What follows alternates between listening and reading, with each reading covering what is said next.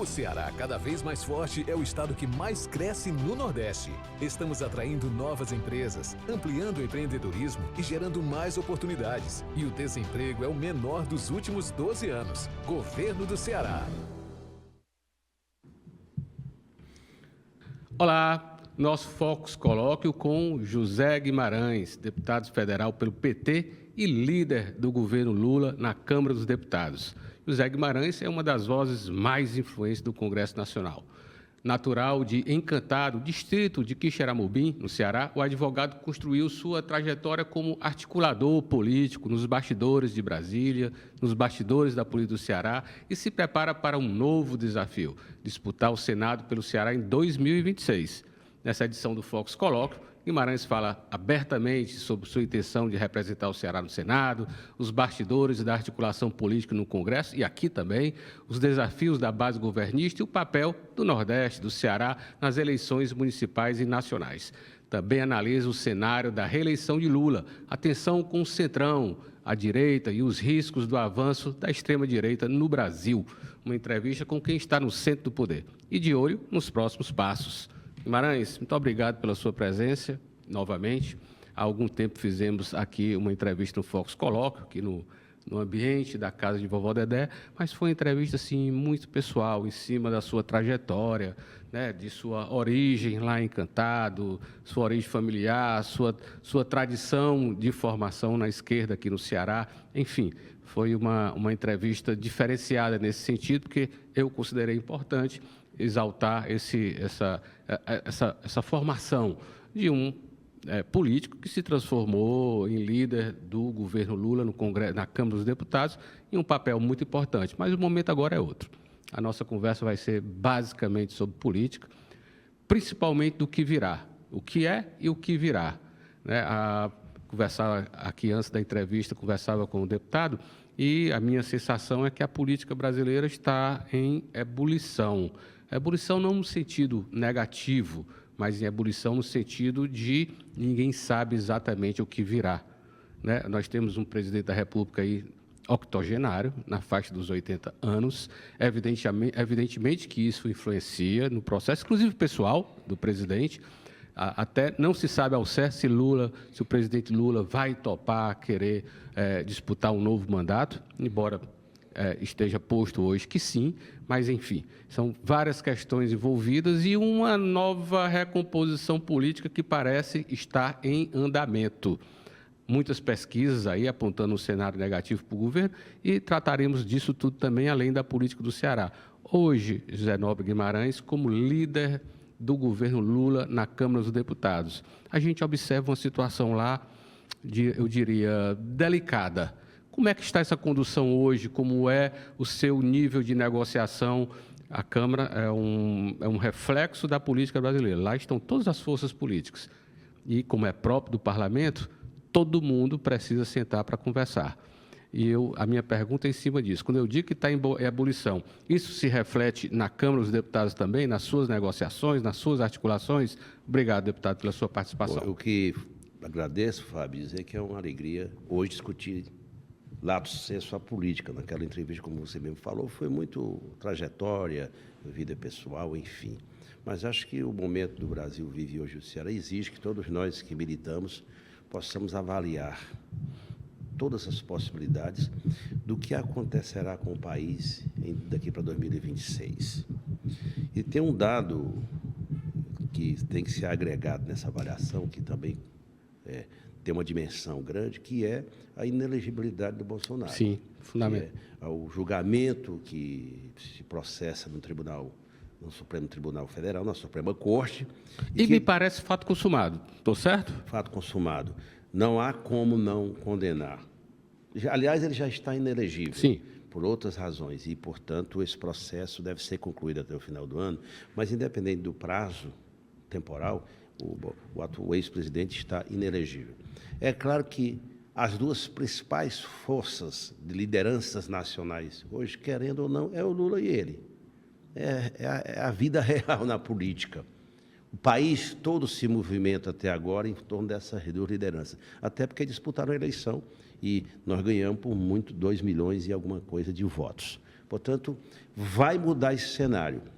Eu acho que tem assim, as movimentações. A direita, ela trabalha uma alternativa, na minha percepção.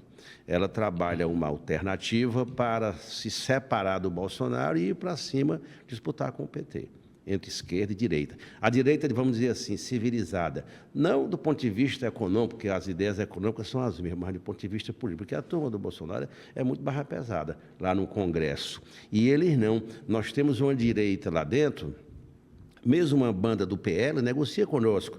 Nós temos uma direita, a centro-direita lá dentro, temos um bom diálogo, e é com ela que nós governamos, não tem jeito, porque nós temos 140 deputados e deputadas que se elegeram no palanque do Lula. São 503, como é que faz? Tem que como é que aprova um muito, projeto? Como é que... Vou dar um exemplo. Nós passamos de dezembro até agora, há 15 dias atrás, discutindo, negociando e conversando sobre a Lua, o orçamento do país, e não votava porque tinha pressão e, portanto, o orçamento do país não passava. É engessar o país, né? Engessar o país. Aprovamos finalmente, fizemos uma boa peça orçamentária. Foram 3 meses de diálogo. Então, primeiro, muito diálogo. Tem que ter gente com capacidade de diálogo e respeitabilidade para dialogar com esses personagens lá dentro. Todos eles. O atual presidente da Câmara, o atual presidente do Senado, o ex-presidente Alcolumbre, o ex-presidente Arthur Lira e o ex-presidente Rodrigo Pacheco, os líderes do PP, do MDB, do PSD, dos republicanos e da União Brasil, são os 5 com os quais eu convivo mais de perto. Portanto, é uma engenharia política, precisa ser do ramo, sem pender para um lado, manter o equilíbrio, mas aprovar as matérias de interesse do país. É bom dizer, Fábio, a gente estava conversando na preliminar que 2023, 2024, nós já aprovamos 92% das matérias. E um fato até inusitado, 2 fatos, a PEC da transição e a reforma tributária que passou 40 anos dormitando nas gavetas da Câmara. Então, isso é muito trabalho. Eu pensava que sabia muita coisa antes de ser líder do governo Lula. Acaba sendo uma escola. 2 anos, né, eu liderei lá atrás o governo da Dilma, quando ela sofreu o impeachment, e comecei no início do governo do Lula. Claro que são personagens diferentes, mas eu aprendi mais muita coisa. Teve uma outra dimensão, porque a política brasileira mudou muito. Hoje é um outro país. O país que nasceu, que o Lula construiu o PT, não é mais o mesmo. As relações de trabalho são outras, relações econômicas são outro país. Completamente diferente. Portanto, eu diria, diálogo, paciência e negociação no limite. Paciência e negociação no limite, né? sem poder ceder muito, sem entregar tudo. Mas, na medida em que nos aproximamos da eleição de 2026, é evidentemente que isso fica mais difícil. O deputado citou aqui que, obrigatoriamente, ele precisa negociar com outras forças políticas de centro e de direita, porque a força da esquerda são 140 deputados em meio a 513. Mas o processo eleitoral se avizinha e isso fica mais difícil. Há, inclusive, uma possibilidade, por exemplo, de essa negociação aí, em função das demandas eleitorais, que esses grupos que o senhor senta e negocia vão estar com um candidato a presidente, ou com uns candidatos a presidente que não sejam exatamente o Lula. E a tarefa de oposição aí é sempre criar dificuldades. Já sente isso, deputado? Já? Veja, há um entendimento razoável que é o seguinte: vamos votar tudo até o final do ano.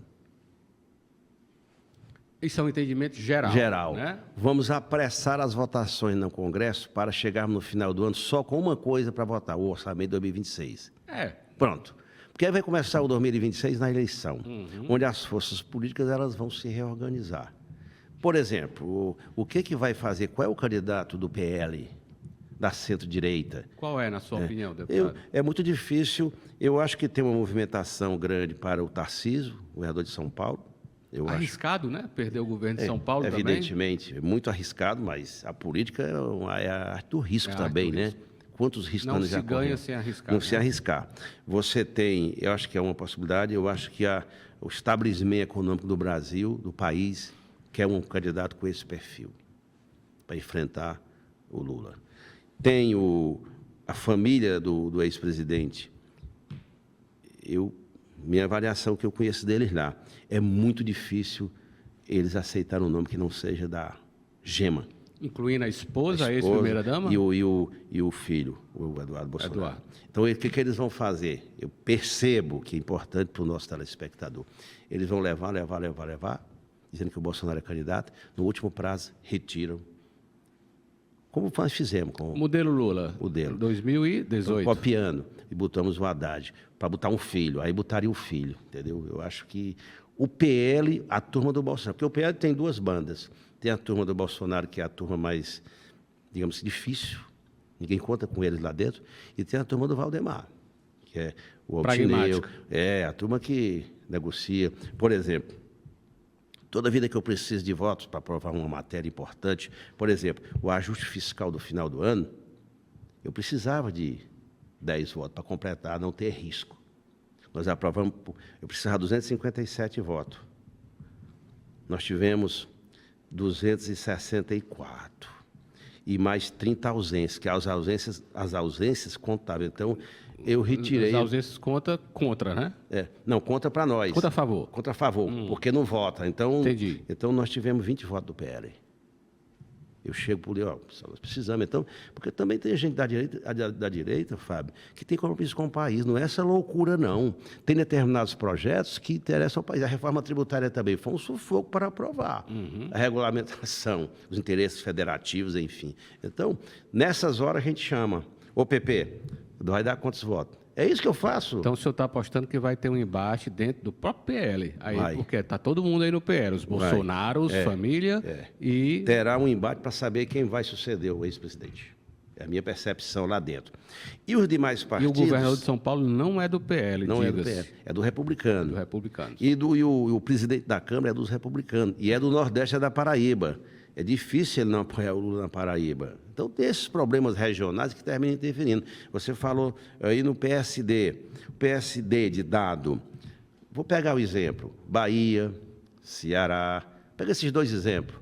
Rio de Janeiro, com o prefeito Eduardo Paes. Sim. Não vão estar contra nós, contra o PT, porque são aliados estratégicos nesses estados. Você acha que na Bahia o PSD do Brito lá vai estar com o PT? Aqui no Ceará, dificilmente o PSD do Domingos Filho vai estar contra o governador, porque estão participando dos dois governos. Portanto, as questões regionais, para alguns partidos que não têm caráter nacional, elas vão interferir fortemente. Eu trabalharia a ideia de que eu sou defensor de uma coisa mais ousada. Eu já falei isso dentro do governo, para o Lula, para o PT, que é o seguinte: qualquer reforma ministerial que fosse acontecer, teria que sinalizar para 2026. Atrair PP, reformular o PSD e trazer os republicanos. Reformular as posições do PSD. As posições desses partidos dentro do governo. Mas isso o presidente aqui vai resolver. Mas eu acho que tem que dar uma sinalização para 2000. Eu defendo o seguinte: o grande problema que nós temos para a reeleição do Lula, o Fábio, é assim: eu acho que nós temos que... É uma candidatura originalmente da esquerda, mas tem que atrair o centro-direita para compor uma grande aliança, para não ter risco. Porque, para mim, isso é mais importante do que a popularidade.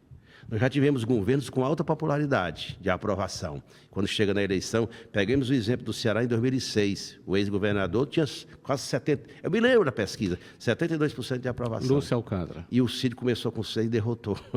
Então, no primeiro turno. No primeiro turno. A eleição é assim. Então, nós temos que, para mim, a centralidade deva ser do PT. Deputado, aliás, tá eu vou coordenar o GTE Nacional. GTE? O Grupo de Trabalho Eleitoral. Do PT. Do PT.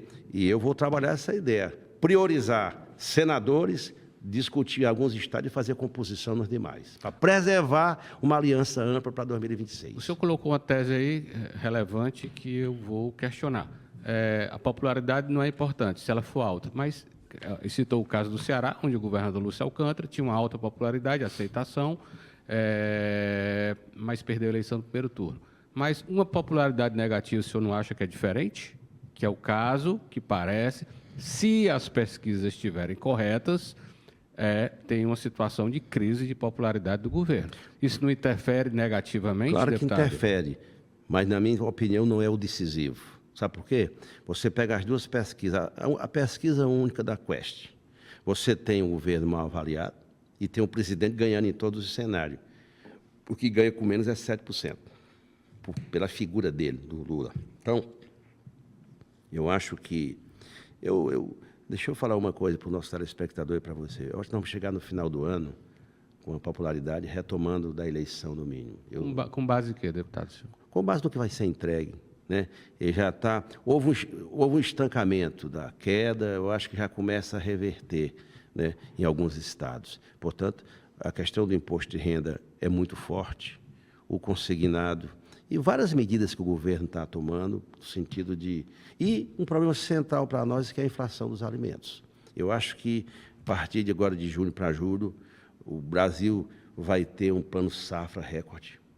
E aí, a grande política de armazenamento é para baixar o preço, porque você armazena a produção, mais do que exportar, é produção para cá, para poder baratear, porque a crise internacional dos alimentos afeta o Brasil, não tem jeito. Então, não adianta o Brasil exportar tudo, balança comercial disparada e o preço aqui... Deputado, deixa eu lhe fazer uma provocação nesse sentido. Sem dúvida, que parece que não há dúvida, nem entre os especialistas, de que realmente os preços têm influência. Naturalmente tem, porque é preço de alimento, e alimento é igual saúde.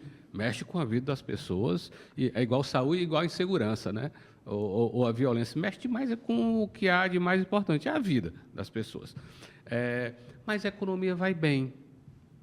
É incrível todos isso. Os indicativos, daí a minha pergunta, todos os indicativos, quase pleno emprego, inflação sob controle, crescimento econômico tranquilo, sabe, respondendo bem, mas parece que há as pessoas, a média do eleitorado ou do cidadão, parece que não está respondendo positivamente ao que é tradicional, uma famosa frase de um marqueteiro norte-americano que diz: é a economia que define as coisas. Parece que não está sendo, deputado. Será que há um clima de mudança que está influenciando o comportamento do eleitor? Porque, se houver, deputado, ele vai durar até a eleição. Vejam, essa máxima, inclusive o PT usou muito isso, a esquerda, e o mundo contemporâneo todo. É fato, né? Todo mundo. O bolso decide a eleição, a economia decide a eleição. E você mesmo falou, o Brasil tem, dos últimos 15 anos, os melhores indicadores econômicos. Não é? O terceiro país do mundo que mais cresceu. Só perde para a China, para o Japão, enfim, e um outro país. Inflação dentro da meta, desemprego baixíssimo, né? Agora, eu vi a pesquisa da Questions, um debate mais interno que nós fizemos. Sabe qual é o problema hoje que passou a ser mais grave? Segurança. Vinha ali a inflação, nos últimos 30 dias, a segurança pulou, superou tudo. Evidentemente que o governo está tomando as providências, nós vamos ter uma discussão na terça-feira com o ministro Lewandowski. Olha como é engraçado. Engraçado não, olha o significado da política. Terça-feira nós temos uma reunião com o presidente da Câmara, está chamando todos os líderes, inclusive o líder do PL. Nós vamos ouvir o Lewandowski sobre a questão da PEC da segurança, que é uma proposta que está em discussão para ver se o país se une, governadores... Que tem uma forte relação com os estados e governadores. Perfeitamente. Né? Então, depois chama todos os governadores. Eu acho que tem um processo em curso. Então, essa sensação do que está acontecendo... Eu tenho uma cunhada, um dia desses ela me ligou lá, um mês atrás, mora no sertão, é uma negra, casada com o irmão meu, ela falou assim, lá me chama de Gilberto, né? Gilberto, menina, eu fui comprar na bodega o café, pacote de café passou de tanto, teve um aumento. Fala para o Lula. Então, as pessoas têm tanta confiança no Lula que qualquer problema que atinge a pessoa, ela recorre ao Lula como o salvador, porque ele sempre foi o salvador, sobretudo nos 2 últimos governos. Mas eu acho que nós temos tempo. É bom dizer, Fábio, que um ano antes da eleição de 2022, o Bolsonaro estava arrasado. E ele quase ganha a eleição de nós, né? Então, o Brasil tem essas coisas. Então, eu tô confiante que nós vamos chegar bem em 2026. Mas eu acho que é o governo entregar, como vai fazer, anunciou ontem, nós fizemos um balanço ontem, tem muita coisa para entregar, e fazer uma ampla política de alianças. Atrair pelo menos parte do centro da direita para compor uma aliança com a reeleição do Lula. Eu acho que se a gente consolidar esse caminho, temos boas condições de vencer a eleição. E, evidentemente, com forte influência aqui no Ceará. Claro. Fica claro que se o presidente Lula conseguir a reeleição, sendo ele o candidato, ou com outro candidato por ele apoiado, que é improvável, é um passo decisivo para a reeleição do governador Eumano de Freitas aqui no Ceará. E, consequentemente, na mesma linha de raciocínio, a chapa majoritária, que inclui 2 candidatos a senador. Que o senhor quer estar nessa chapa, não é, deputado? Veja, historicamente no Ceará, você acompanha a política do Ceará, a aliança governamental puxa os 2 senadores, historicamente. Sim. Só teve um curto-circuito do Tasso. Que houve, assim, uma aceitação, digamos. Deixa o Tasso ganhar. Eu percebi. E tem um episódio que... Quando deixa o Tasso ganhar, gente, aí deve ser citado aí o grupo político dos Ferreira Gomes, que então era todo unido e que meio que contemplou a eleição do Tasso, mesmo tendo um candidato muito próprio deles, né, muito próximo deles, que era o deputado federal Mauro Filho. Todo mundo lembra daquela eleição anterior que foi o Lula elegeu o Pimentel e o Eunício. Vota nele, 2010. 2010. Vota nele, vota nesse naquele. Derrotou o Tasso. Que liderou até o último minuto. Bom, aí eu vou dar um exemplo disso. Nós fizemos um vídeo, foi pedido um vídeo para o Lula, para o Mauro, o candidato. E esse vídeo foi escondido. Não foi guardado. Perdeu-se. Então, naquele momento, o Lula... Era um momento que eu queria, inclusive, ser candidato também, naquela época. Eu estava a fim de enfrentar o debate com o então senador Tasso Gereissati aqui, sobre o Estado, sobre tudo. Mas, enfim, a aliança terminou indicando o candidato que foi o Mauro Filho. E mesmo assim, o Mauro Filho teve 40% dos votos, sem um pouco esforço. Então, eu acho que é um outro momento agora. Surgem novas perspectivas, novas lideranças. O Eumano está com uma boa avaliação. Evidentemente, ele é que tem que liderar o processo, porque ele é o líder, ele é o governador. Não é uma segunda pessoa ou uma terceira pessoa. O Lula influencia porque o Lula vai ser o candidato à reeleição, mas a posição do governador é decisiva. Eu estou visualizando aí um tom crítico nessa sua frase, deputado, de dizer que quem tem que liderar é o governador Eumano. Não é ele que está liderando? Não, eu estou dizendo que não estou dizendo também isso, estou dizendo que ele é que tem que liderar a sucessão dele, porque ele é o governador. Não pode depender nem do Lula, nem do Camilo, nem do Cid, nem só do PT. Então, ele tem que, é isso que eu estou dizendo, o Eumano tem que liderar a ampla aliança que participa do governo dele, estabelecer as diretrizes e escolher os 2 nomes no diálogo com todos que vão compor a chapa majoritária para o Senado. Tem vários pretendentes, Fábio, você sabe disso, mas na hora H, porque a política é assim, eu não me assusto com nada na política, porque eu já vi tanta coisa acontecer de última hora. Eu vou dar o exemplo de 2014. Em 2014, eu fui dormir na convenção como pré-candidato ao Senado. Eu lembro. E amanheci o dia, me chamaram de madrugada na casa da residência oficial com o Cid, estava Domingos Filho, estava Isolda, estava Mauro, estava Zezé Albuquerque. Fizeram um apelo, porque só ganhava a eleição se fosse com o Camilo ou a Isolda. E eu terminei abrindo. Era verdade esse apelo? Era verdadeiro? O senhor acreditou no apelo? Ou as circunstâncias impuseram? Do jeito que está aí, eu tenho que sair mesmo? As circunstâncias impuseram. E como é que eu ia... Aí, negar o candidato a governador do PT, que era o Camilo na época. Então, essas coisas eu estou falando porque elas contam muito. Por isso que, se na política essas questões não valerem para o presente e para o futuro, vale o quê? O tudo ou nada? Não vale. É por isso que eu estou muito determinado, Fábio, a discutir com os nossos aliados. Tenho conversado isso com o presidente Lula. Eu sei, já conversei lá atrás bastante com o Camilo e com o Eumano. Portanto, eu estou no 5º mandato. 5º mandato de federal, Federal, né? E 2 de estadual. Então, 1,5 de estadual. 7 vezes 4, 28 anos já de mandato parlamentar. A vida quase toda. Mas mais do que isso, nada acontece em Brasília. Eu não sou senador, tem outros senadores daqui. Todos os projetos que o Ceará conquistou em Brasília teve o meu dedo, a minha participação. O hidrogênio verde. Tive intensa participação para estabelecer o marco regulatório.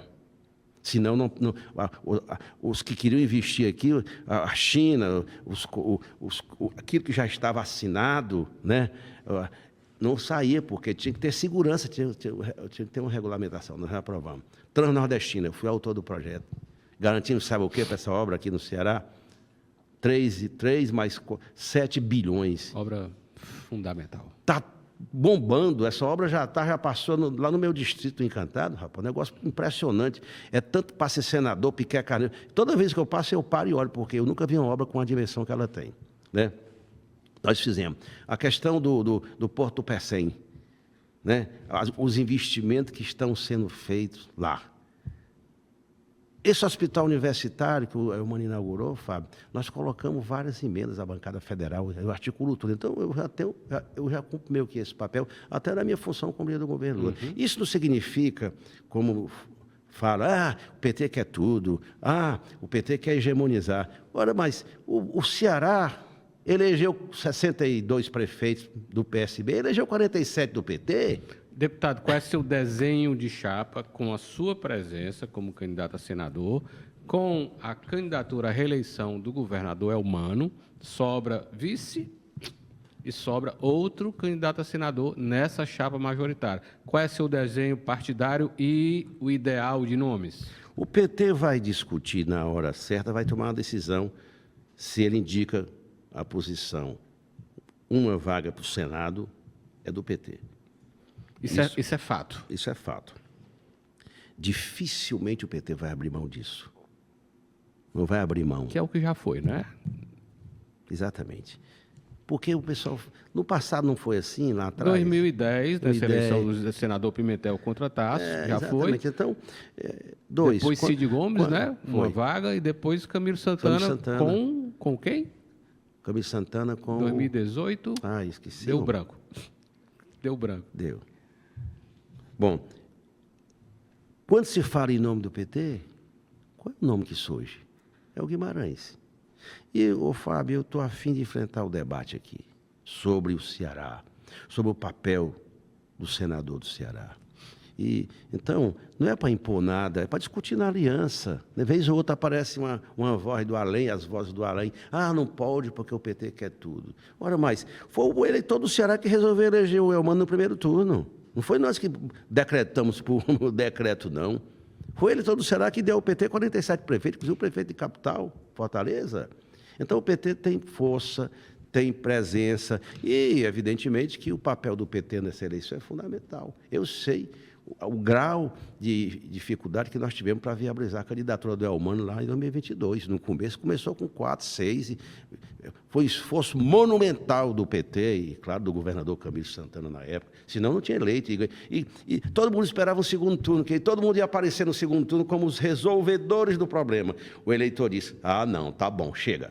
Vamos botar esse menino. Matou um monte de negociação aí. Rapaz, deixou todo mundo sem dormir. Nossa, todo mundo ficou espantado. O que houve? O Eumano, um deputado estadual, uma pessoa com o grau de simplicidade dele, do jeito dele. O menino, deputado estadual, líder do governo.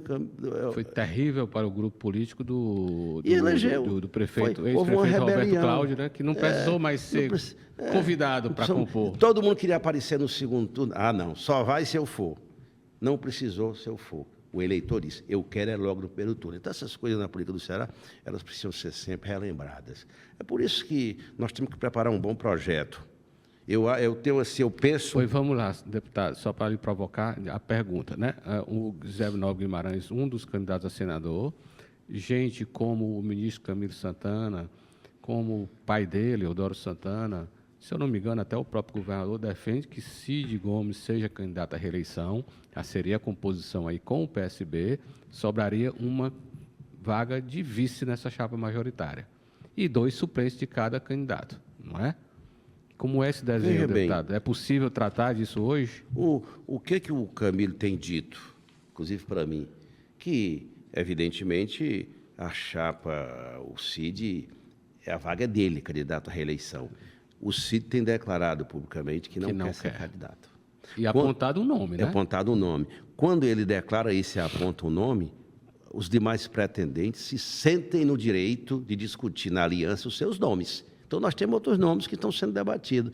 é imprevisível para dizer quem serão o outro nome. Eu só tenho uma certeza, o PT, eu vou discutir, estou discutindo no PT, nós fizemos uma grande plenária, os prefeitos e tudo, eu só tenho uma certeza, eu quero muito unir a aliança em torno de uma possibilidade que é o meu nome para o Senado, porque é projeto nacional, o PT precisa, aí vem outra questão que é muito importante, que pesa nos estados na definição aqui, Fábio, que é o seguinte, ó, o grande objetivo do Bolsonaro é eleger a maioria no Senado.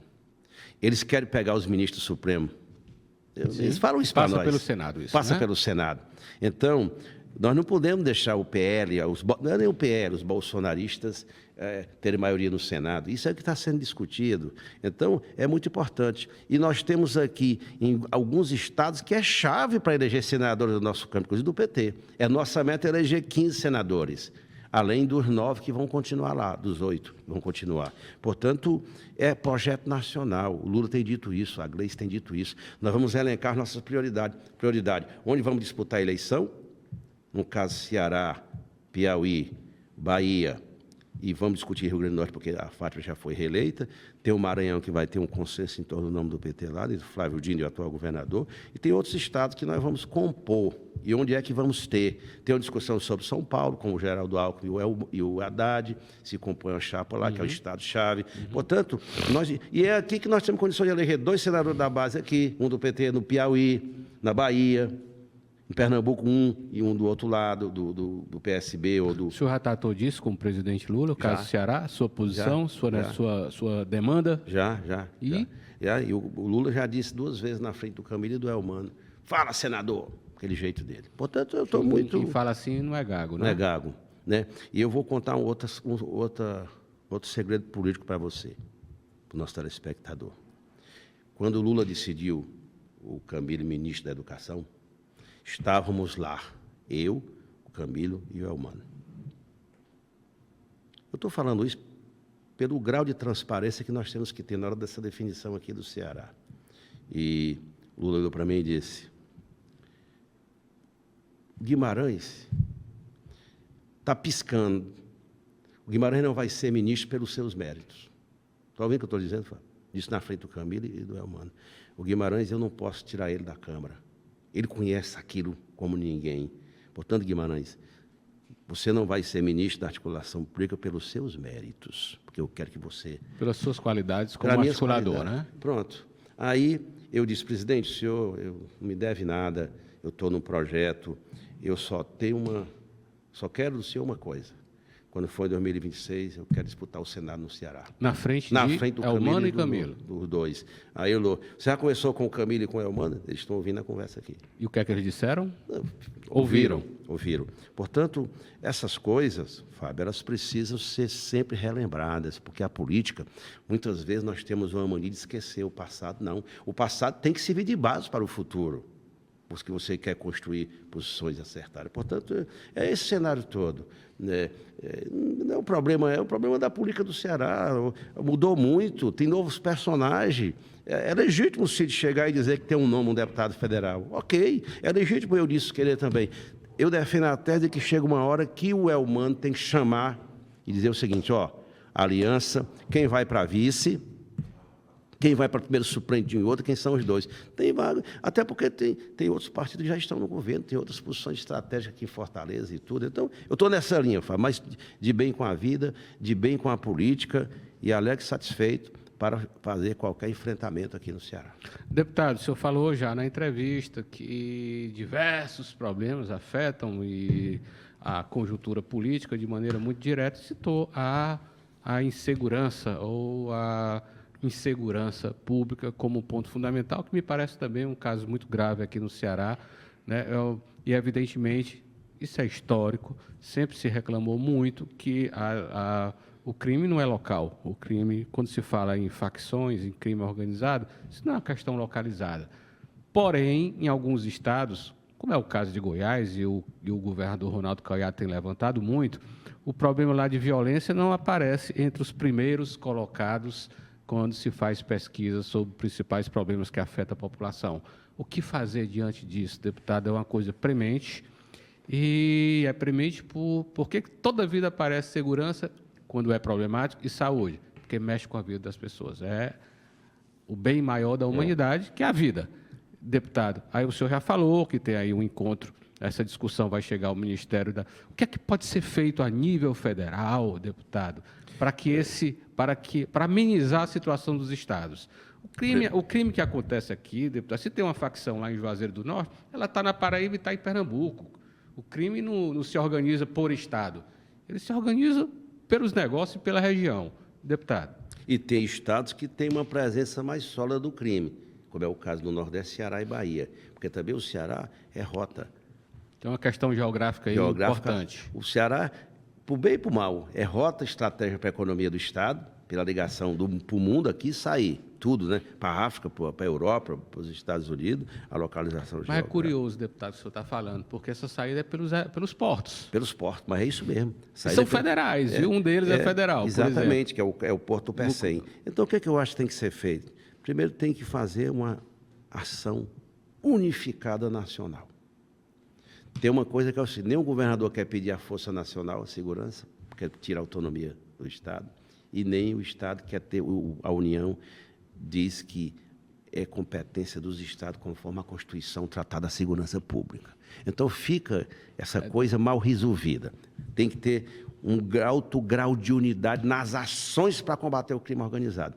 O objetivo dessa PEC é isso. Segundo, turbinar o Fundo de Segurança Nacional, o fundo financeiro, para não ser contingenciado, ter recursos e investir fortemente na inteligência, nas ações preventivas, porque é barra pesada. Se você não fizer investimento na inteligência, não tem como captar, fazer, coordenar as ações para enfrentar isso, né? É uma segunda medida muito importante que nós temos que fazer. Uma outra medida que nós estamos discutindo também lá. Às vezes, Fábio, você prende, é um negócio impressionante, eu já vi. Você prende, aqui no Ceará, o governador Elmano tem feito grandes investimentos na segurança, mas aqui tem a coisa muito consolidada, as facções. Às vezes você prende o criminoso, ele vai para a preventiva, vai para a justiça e solta. Nós temos que endurecer na lei penal, na lei das execuções penais. Nós temos que endurecer muito para não permitir essa fragilidade para aqueles... E nas investigações bem feitas, né, deputado? Até o ministro Lewandowski citou isso também, né? Parece que há uma fragilidade nesse sentido, né? Claro, então fica... isso aqui... E você sabe que virou uma... As facções hoje, elas viraram um grande negócio, não só para... São negócios, são empresas... População, né? Eu vou dar um exemplo para você aqui, que aconteceu comigo. Numa determinada eleição municipal, em um município do Ceará, eu fui fazer um encerramento de uma campanha. Eu ia perguntar isso aí, se tem influenciado no seu cotidiano durante as campanhas. Muito. Eu peguei algumas cidades. E uma delas, eu fui comunicado que eu não deveria ir. Para a cidade ou para um local da cidade? Para a cidade. Nós tínhamos duas cidades. Uma delas, comuniquei ao governador que eu ia para o comício do PT. E tinha um candidato adversário. Aí eu tinha recebido um recado que não era bom eu ir, inclusive de um aliado nosso do governo, não do governador.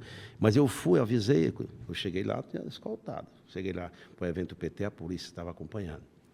Mas mais grave do que isso, teve um outro, fui fazer uma caminhada em determinada cidade e mandaram um recado para o candidato que nós não devíamos subir o morro. Eu avisei o secretário de Segurança e, rapaz, eu estava a caminho, eu estava no Triângulo Quixadá tomando um café. Recebi a mensagem. Tentei falar com o governador, quando consegui falar com segurança, aí ele disse, rapaz, Guimarães, deputado, tem um certo cuidado, porque, enfim, meio que me aconselhou a não ir? Não disse isso, mas na prática, para me ter muito cuidado. Eu disse, rapaz, eu vou. Aí comuniquei o candidato que eu iria, estava monstruoso. É o fim do mundo, se o senhor não for, deputado. Foi. Aí eu avisei o raio da cidade vizinha, o raio foi para lá e nós passamos. A população desse bairro, na cidade, assustada. Porque o carro de som passou, eu passei na frente com o candidato e correndo risco. Porque tem cidades que as três facções dominam, Fábio. As três facções dominam. E tem muita gente nessas cidades, na política, que tem relação direta. Eu foi assustado. Eu vi hoje no jornal que prenderam um prefeito que está na cidade do Vale do Javari. Você viu? E é um negócio... Aliás, eu vou falar outra coisa importante. Eu estava numa determinada reunião com o governador, aliás, estavam os governadores, estava Tarcísio, estava o Zema, Lula, Lewandowski, Alckmin e alguns ministros. Os 3 líderes foram para essa reunião. E eu vi a seguinte frase do delegado-geral da Polícia Federal: as facções estão migrando para a política. Elas estão elegendo deputados, estão elegendo prefeitos, daqui a pouco vão eleger governadores.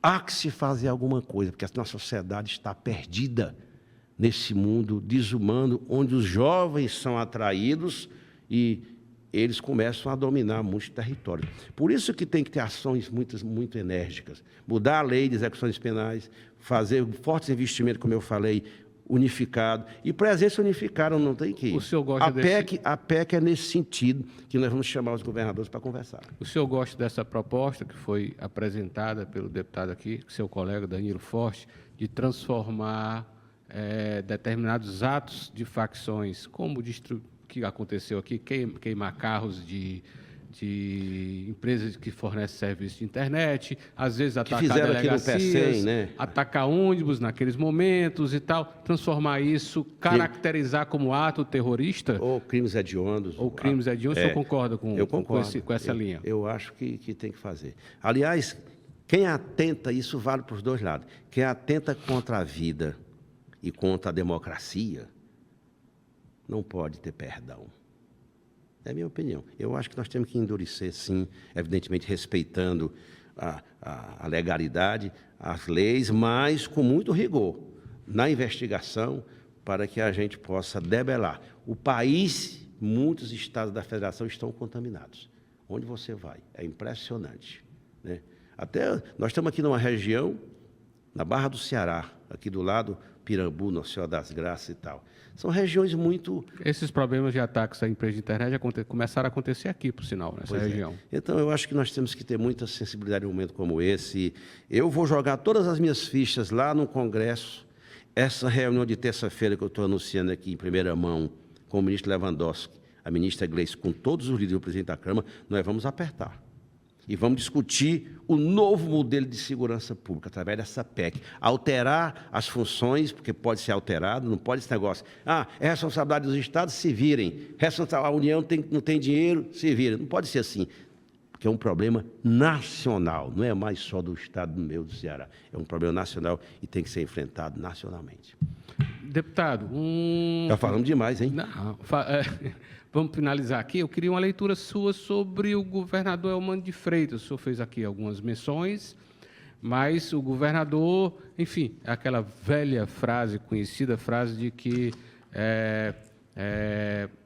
chegar ao governo é destino, né? E parece que esse destino atingiu aí o então deputado Eumano de Freitas, que um ano antes de sua eleição, talvez 7 meses antes de sua eleição, não estava colocado como potencial candidato a governador. E foi eleito. E muito menos ganharam o primeiro turno. E muito menos ganharam o primeiro turno, como ganhou, né? De uma forma avassaladora, jamais vista aqui, né? A maneira como se deu tudo. Bom, vai se candidatar novamente à eleição. Como é que o senhor caracteriza o governador? O governador, o deputado Eumano, o militante Eumano, é conhecido, discreto, não é de grandes explosões e tal, enfim. E um personagem aqui que teve um padrinho muito forte em sua eleição, que foi Camilo Santana, junto com vocês do PT, que bancaram um longo relacionamento anterior com a deputada federal Luiziane Lins também. Ele foi secretário da prefeita Luiziane Lins, foi candidato a prefeito de Fortaleza, apoiado por Luiziane Lins, enfim. E é esse personagem que está no governo hoje. Ele está no caminho certo, deputado, para buscar a reeleição? Como é que o senhor caracteriza e que conselho o senhor daria para o governador Eumano, visto que o senhor é mais experiente do que ele nas lides das políticas institucionais? Ninguém se elege governador de um estado sem mérito, né? Sim. Claro que tem os padrinhos, tem a realidade política, mas o Eumano... Aliás, eu vou falar um fato aqui que me chamou muita atenção. Lá atrás, no segundo mandato do presidente Lula, o PT estava discutindo com o Lula quem deveria ser o líder. E aí tinha 3 nomes. Eu estava saindo da liderança do PT, isso 2013, 2014. Aí tinha um nome, um determinado nome de São Paulo, aí o pessoal, é muito fraco, não sei o quê, meio que... O Lula falou, você acha que você chega como deputado federal sem mérito nessa coisa aqui? Então, não.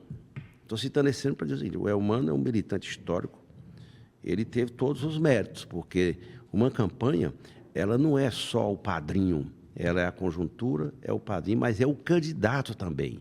Então, ele teve um bom desempenho. E é um militante histórico do PT.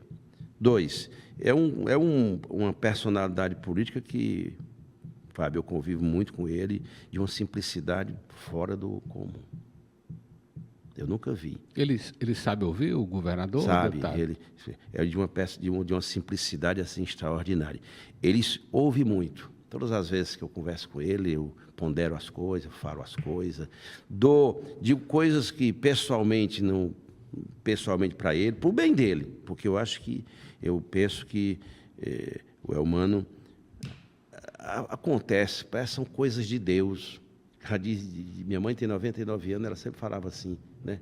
Coisa de Deus, coisa divina que acontece, é destino, como você falou. Então, um deputado estadual, eleito com 40 e tantos, 50 mil votos, foi eleito governador, eleito no primeiro turno, para desgosto de muitos, que queriam aparecer, como eu disse, no segundo turno, né? Portanto, é isso. Meu conselho para ele, eu acho que ele deve liderar a ampla aliança, é ele que tem que liderar, compor uma ampla aliança com quem está no governo, conversar com os aliados sobre a composição da chapa majoritária, cada partido como é que atende, e, por último, eu acho que ele está fazendo uma coisa que é muito positiva, tanto é que ele melhorou a popularidade, que é anunciar. E não é pouca coisa o que ele anunciou, 39 escolas de tempo integral. Porque a escola de tempo integral, aliás, a escola de tempo integral é um dos programa que pode ajudar no combate à violência, que levar o jovem para a escola. Todo mundo sabia, a escola de tempo integral é uma saída para o Brasil. Né? E, portanto, eu acho que se o governador Elmano fazendo isso, eu acho que ele chega potente, forte, e ele liderando, ele elege os 2 senadores, fortes bancadas, enfim, porque é projeto nosso, Fábio, nacional, eleger senadores, reeleição dos governadores e 100 deputados federal. É impensável construir governo de coalizão com pouca força no Congresso Nacional. É um drama. Eu nunca sofri tanto na minha vida como agora na liderança do governo do Lula. Dormindo de madrugada, ainda tem gente que acha que a gente não trabalha. Eu sou obrigado, Fábio, a viajar todo domingo. Sabe por quê? Porque segunda de manhã... Já tem reunião. Ou tem reunião com o presidente da República ou com a ministra da Articulação Política e Casa Civil. Toda segunda-feira. Então, cheguei hoje de madrugada, tem que voltar domingo para as minhas atividades daqui, que também não param. Então, é um sacrifício grande. Não tem a relação... Eu acho que nós temos que mudar muito, porque o chamado governo de coalizão está meio deformado. Aconteceu um processo... O governo anterior, Fábio, ele entregou tudo para o Congresso. Pois é. Puxa vida, orçamento. Tinha a SOF, a Secretaria de Orçamento da União, praticamente funcionava lá. Então, o governo foi fazer... E quando dá, é difícil tirar. Esse é o problema. Vira conquista, vira conquista, vira regra. É como alguns falam assim, presidente, infelizmente está dado. Tem força para mudar? Vamos. Mas não tem força para mudar, porque o eleitor escolheu... O eleitor elegeu 79, 70 deputados do PT e elegeu 99 do PL. Gostando ou não, foi a população que botou os caras lá. Tem que conversar com eles. Portanto, não é assim. Eu não resolvo o problema da política com decreto, não. É o eleitor que decidiu. Então, o senhor está dizendo que uma mudança desse nível, por exemplo, de quebrar essa dependência em relação ao parlamento, de entregar, enfim, só um governo novo com a forte eleição de força. E muito capital político. Muito capital político e muita mudança na composição do Congresso. Senão, não vai. Nós somos 513. É um drama para aprovar uma PEC, porque uma proposta de emenda constitucional tem que ter 308 votos. E tome negociação e tome ceder, né? E tome também, ceder. Né? Tem que ceder. O que piora o problema. Tem na hora que... Eu vivi um momento que eu pensei que o mundo ia se acabar, que foi O ano, final de 2023, deixa eu falar para você, para a gente encerrar aqui, Fábio, a PEC da reforma, quando assumiu, teve uma reorganização ministerial e foi um projeto para lá. Um PL do governo, recriando o ministério, mudando a estrutura do governo. E aí, nós precisávamos de voto. Foi um drama. Eu nunca sofri tanto. Tanto é que tem aquela famosa frase do Arthur Lira, presidente da Câmara: se for derrota é do governo, se for vitória é do Guimarães. Lembram disso? Lembro. Porque eu tive que sair correndo no banheiro da Câmara dos Deputados, liguei para o presidente da República: presidente, é o seguinte, é assim, assim, assado. O que eu faço? Ele disse: Zé, vá em frente. Se for derrotado, não é culpa sua. Pode peitar. Aí os guris chegaram para mim, numa saleta, disseram quase meia-noite: e aí, está nas tuas mãos, vota ou não vota disso? Vota. Mas não tem voto, não tem problema, eu assumo. Porque também eu estava contando os votos, né? Eu sabia que eu ia ter uns votinhos do lado de lá e terminamos aprovando. Portanto, é um drama. Não tem governo de coalizão que dê certo se não tiver a mudança estrutural da composição no parlamento. É muito difícil. Deputado, finalizamos. Muito obrigado pela sua presença. Desejo-lhe boa sorte nessa caminhada aí futura, eleições no ano que vem. E sua despedida, deputado. Eu agradeço, Fábio. O que eu falei tudo aqui foi o que eu faço e no fundo do meu coração. Eu gosto da política, não tem saída para o Brasil se não for pela política. Eu falo isso e me considero, pela minha história, pela minha trajetória, por tudo que eu fiz pelo Ceará, credenciado para cumprir qualquer missão em 2026. Muitíssimo obrigado. Eu que agradeço, deputado, e certamente teremos outra oportunidade de conversas como essa com o deputado federal José Nobre Guimarães, líder do governo Lula na Câmara dos Deputados. Até mais. O governo do estado está abrindo as portas do Hospital Universitário do Ceará, um dos maiores hospitais públicos do Brasil, com a missão de cuidar ainda mais dos cearenses. Quando você chega aqui e vê que isso aqui foi feito para um cearense, é muito prazeroso.